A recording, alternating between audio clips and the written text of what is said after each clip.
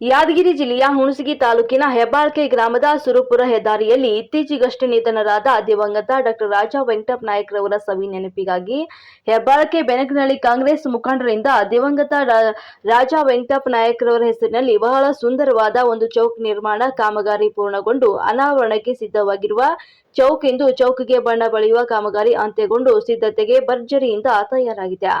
ಬಣ್ಣಗಳಿಂದ ಕೂಡಿದ ಈ ಚೌಕ್ ನೋಡುಗರ ಮನಸ್ಸನ್ನ ಸೆಳೆಯುತ್ತದೆ. ಹಾಗೆ ದಿವಂಗತ ರಾಜಾ ವೆಂಕಟಪ್ಪ ನಾಯಕರವರು ಸುರಪುರ ಜನತೆಗೆ ಮರೆಯಲಾದಂತಹ ಮಾಣಿಕ್ಯರಾಗಿದ್ದಾರೆ. ಅವರ ಸವಿ ನೆನಪಿಗಾಗಿ ಪ್ರತಿ ತಾಲೂಕು ಹಳ್ಳಿಗಳಲ್ಲಿ ಕೂಡ ಚೌಕ್ ನಿರ್ಮಾಣ ಕಾರ್ಯ ಬರದಿಂದ ಆರಂಭವಾಗುತ್ತಲೇ ಇದ್ದಾರೆ.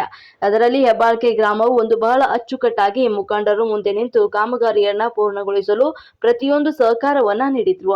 ಹಾಗೆ ಚೌಕ್ನ ಉದ್ಘಾಟನಾ ಕಾರ್ಯಕ್ರಮವನ್ನ ಅತಿ ಶೀಘ್ರದಲ್ಲೇ ದಿನಾಂಕವನ್ನ ಶಾಸಕರ ಪುತ್ರರೊಂದಿಗೆ ಹಾಗೂ ಹಿರಿಯ ಮುಖಂಡರೊಂದಿಗೆ ಚರ್ಚಿಸಿ ಉದ್ಘಾಟನೆ ಕಾರ್ಯಕ್ರಮವನ್ನ ಬಹಳ ಅರ್ಥಪೂರ್ಣವಾಗಿ ಆಚರಿಸಲು ಸಿದ್ಧತೆಯನ್ನು ನಡೆಸಿದ್ದಾರೆ ಅಂತ ಮುಖಂಡರು ಹೇಳಿದ್ರು. ಈ ವೇಳೆಯಲ್ಲಿ ಕಾಂಗ್ರೆಸ್ ಮುಖಂಡರಾದ ಚಂದ್ರಕಾಂತ ಮಲ್ಕಾಪುರ್, ನಂದನಗೌಡ, ವೆಂಕಟೇಶ್ ಶುಕ್ಲ ಹಾಗೂ ಕಾರ್ಯಕರ್ತರು ಭಾಗಿಯಾಗಿದ್ರು.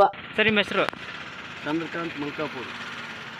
ಇದು ಸ್ಟ್ಯಾಚು ಮಾಡ್ತಿರೋ ಉದ್ದೇಶ ಆದ್ರೆ ಏನು ಸರ್? ಇದು ಈ ನಮ್ಮ ದಿವಂಗತ ಆಗಿರ್ತಕ್ಕಂಥ ಶ್ರೀಮಾನ್ ಡಾಕ್ಟರ್ ರಾಜಾ ವೆಂಕಟಪ್ಪ ನಾಯಕ ಸಾಹೇಬರು ತಾಲೂಕಿನಲ್ಲಿ ಅತ್ಯಂತ ಕಷ್ಟ, ಸುಖ, ದುಃಖ ಈ ಮೂರಲ್ಲಿ ಭಾಗಿಯಾಗಿ ಬಡವರ ಏಳಿಗೆಗಾಗಿ, ಅದರಲ್ಲೂ ಸುರಪುರ ತಾಲೂಕಿನ ಈ ನೀರಾವರಿಗಾಗಿ ಅತ್ಯಂತ ಶ್ರಮವಹಿಸಿರ್ತಕ್ಕಂಥ ಅವರ ದುಡಿಮೆಗೆ ಅವರ ಪ್ರತಿಫಲವಾಗಿ ನಾವು ಈ ಮೂರ್ತಿಯನ್ನು ಸ್ಥಾಪನೆ ಮಾಡಲು ಬಯಸುತ್ತೇವೆ. ನಾನು ಕೇಳಿರೋ ಮಟ್ಟಿಗೆ ಅವರ ನಿಮ್ಮದು ಒಂದು ಒಡನಾಟ ಭಾಳ ವರ್ಷಗಳಿಂದ ಚೆನ್ನಾಗಿತ್ತು. ಹೌದು, ತಂದೆ ಮಗನ ಒಡನಾಟ ಇತ್ತು. ಇವಾಗ ಯಾವ ರೀತಿ ಅದನ್ನು ಮರಿತಾ ಇದ್ದೀರಾ ಸರ್? ಈಗ ಮರೆಯೋಕ್ಕಾಗಲ್ಲ ಸರ್, ಮರೆಯೋಕ್ಕಾಗಲ್ಲ. ಮತ್ತು ಅವರು ಈಗ ನಮ್ಮ ಕಣ್ಣೆದುರಿಗಿಲ್ಲ. ಅವರ ಒಂದು ಸೇವೆಯನ್ನು ನಾವು ಅಲ್ಲಗಳೆಯುವಂತಿಲ್ಲ. ಅವರ ಒಂದು ಈಗ ಮತ್ತೆ ನಾವು ನೆನಪು ಮಾಡ್ಕೋಬೇಕಂದ್ರೆ ಅವ್ರ ಮನೆಯಲ್ಲಿ ಯಾರಾದರೂ ಒಬ್ಬರು ಅವ್ರನ್ನ ಮತ್ತೆ ಈ ರಾಜಕೀಯ ರಂಗದಲ್ಲಿ ಅವ್ರನ್ನ ತಂದು ಅವರ ಸಮ್ಮುಖದಲ್ಲಿ ಅಂದರೆ ಅವರಲ್ಲಿರ್ತಕ್ಕಂಥ ಭಾವನೆಗಳನ್ನು ಅವರ ಕುಟುಂಬದಲ್ಲಿ ಯಾರಾದರೂ ಒಬ್ಬರು ಜನನಾಯಕನಾಗಿ ಆರಿಸಿ ತಂದು ಅವರ ಒಂದು ಸೇವೆಗಳನ್ನು ನಾವು ಪಡ್ಕೋಬೇಕಂತ ಇಚ್ಛೆ ಪಡ್ತಾ ಇದ್ದೀವಿ. ಈ ಮುಂಬರುವ ಎಲೆಕ್ಷನ್ನಲ್ಲಿ ಯಾವ ರೀತಿ ಪ್ಲ್ಯಾನ್ ಮಾಡ್ಕೊಂಡಿದ್ದೀರಾ? ಪ್ಲ್ಯಾನ್ ಮಾಡ್ಕೊಂಡಿದ್ದೀವಿ.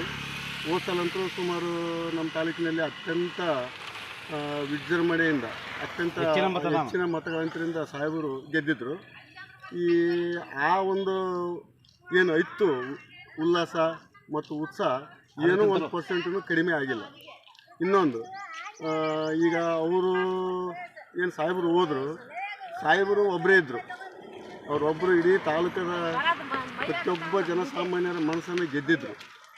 ಈಗ ಅವರಿಗೆ ನಾವೇನಾದರೂ ಮತ್ತೊಂದು ಸಲ ಅವ್ರನ್ನ ಮಾಡಿರ್ತಕ್ಕಂಥ ಅವ್ರ ಜನಸೇವೆಯನ್ನು ನಾವು ಋಣ ತೀರಿಸ್ಬೇಕಾದ್ರೆ ಅವರು ಮನೆಯಲ್ಲಿ ಯಾರೇ ಒಬ್ಬ ವ್ಯಕ್ತಿಗೆ ಟಿಕೆಟ್ ಕೊಟ್ಟರು ನಾವು ಗೆಲ್ಲಿಸ್ತಕ್ಕಂಥ ಪ್ರಯತ್ನ ಮಾಡ್ತೀವಿ.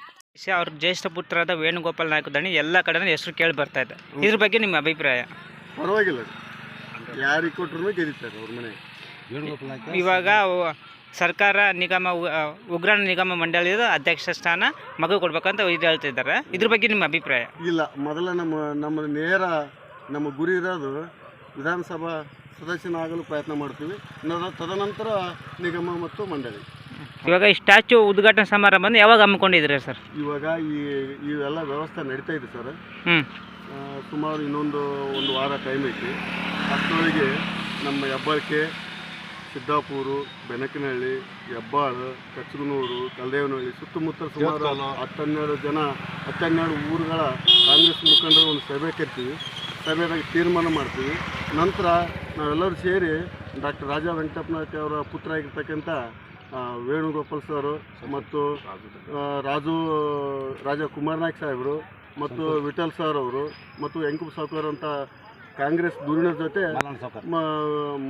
ಚರ್ಚೆ ಮಾಡಿ ಅವ್ರು ಯಾವತ್ತು ಎಲ್ಲರೂ ಕಲಿತು ಒಂದು ದಿನಾಂಕ ನಿಗದಿ ಮಾಡ್ತಾರೋ ಆ ದಿನಾಂಕದ ನಾವು ಉದ್ಘಾಟನೆ ಮಾಡೋಕ್ಕೆ ಬಯಸ್ತೀವಿ.